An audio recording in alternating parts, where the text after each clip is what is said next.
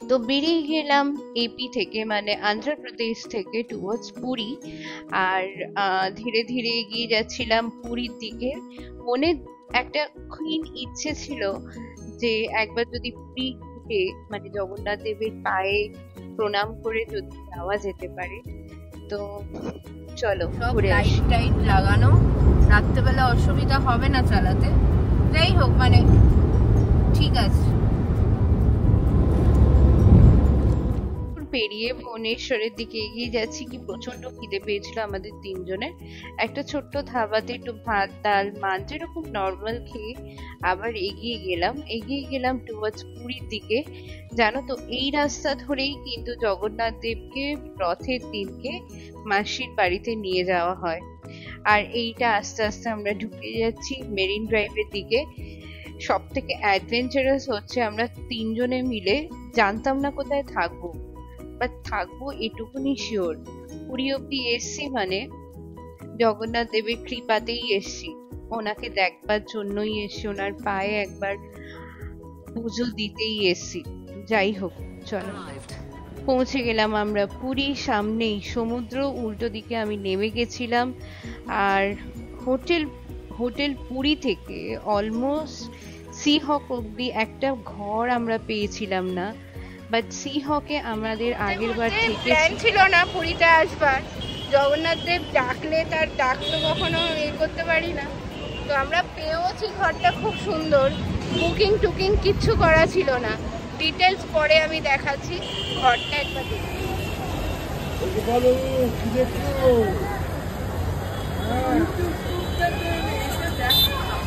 কেমন লাগছে মা? হুট করে চলে এলাম ঘুরতে ঘুরতে। দারুণ ওয়ার্ম বাবা ঠিক আছে তো?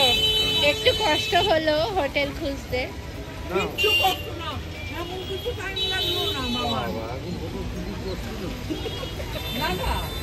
কি অবস্থা পুরো পুরীর, এত লোক পুরীতে, যেন সবাই বেড়াতে এসছে।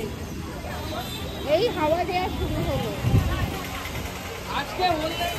গাড়ি ওখানে রাখা আছে। হ্যাঁ আমি তাই তো বলছি, যে পূর্ণিমা দিনটাও সুন্দর। আর এই হচ্ছে পুরীর অবস্থা।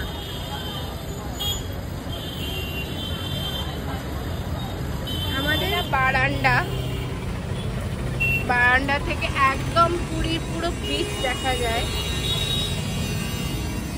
আর প্লিজ একটু মেসটা অ্যাভয়েড করবে, কারণ আমরা অনেক দূর থেকে আসছি তো।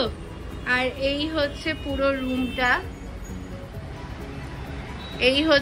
রুমটা, খাট, এখানে একটা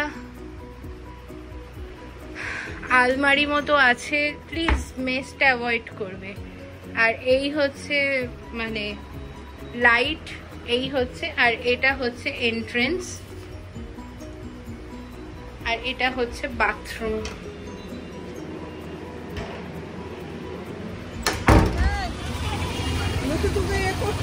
তাই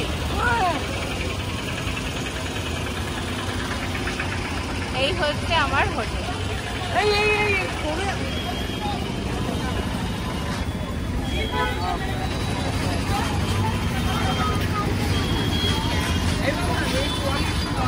আগে একটু কিছু খাই, তারপরে আইসক্রিম খাই। একটু চলো দেখি।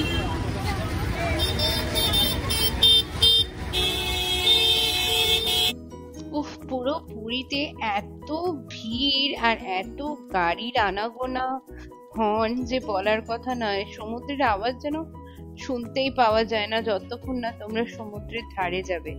যাই হোক, মায়ের একটু ভয় লাগছিল বালির ওপরে হাঁটতে, পায়ে ব্যথা তো, তাই জন্য হাতটা ধরে নিয়ে আস্তে আস্তে এগোলাম। হাঁটবো কি, এত মানে দোকানপত্র সবকিছু যে সমুদ্রকেই দেখা যায় না।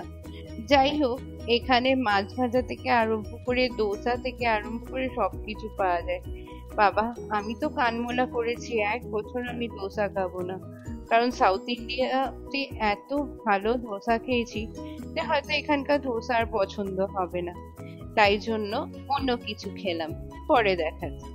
আগে ধীরে ধীরে এগিয়ে গিয়ে সমুদ্রের একটু পা ডুবিয়ে মাথায় জল দিই, তারপরে ধীরে ধীরে এগিয়ে যাচ্ছি পরের গল্পটাতে।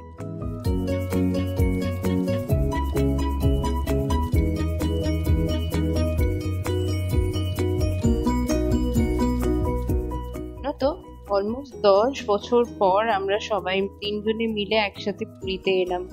বলে না, ডাক যখন আসে তখন সেটাকে উপেক্ষা করা যায় না।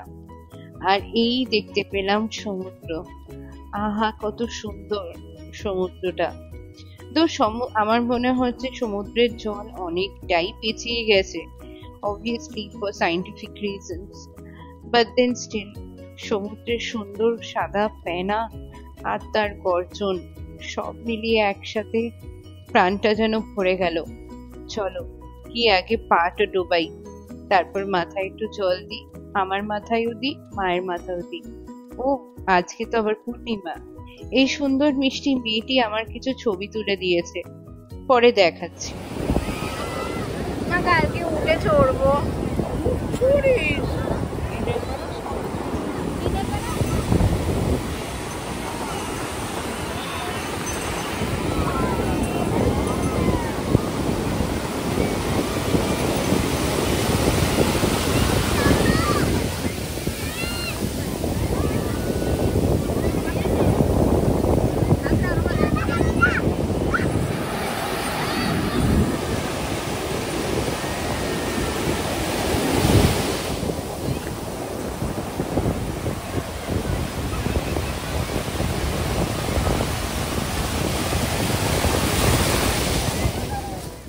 সেদিন আমাদের থাকবার কোনো প্ল্যান ছিল না, কিন্তু মার আবদারে আমরা থেকে গেলাম।